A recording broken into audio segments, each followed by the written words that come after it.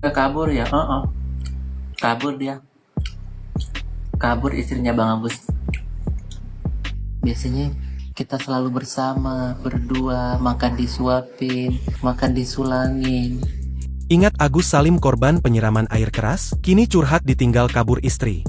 Nama Agus Salim kembali menjadi sorotan publik setelah kasusnya ramai diperbincangkan di media sosial.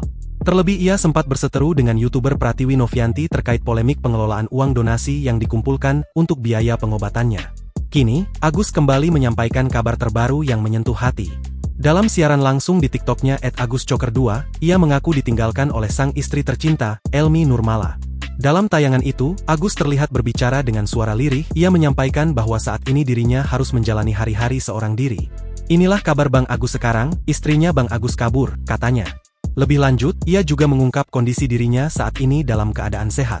Agus menceritakan sejak ditinggal sang istri, ia kesulitan menjalani aktivitas sehari-hari karena selama ini banyak bergantung pada pendampingan Elmi.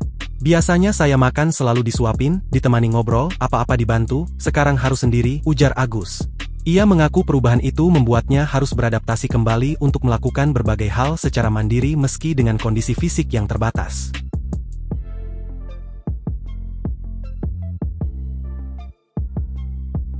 Download Tribun X sekarang, menghadirkan lokal menjadi Indonesia.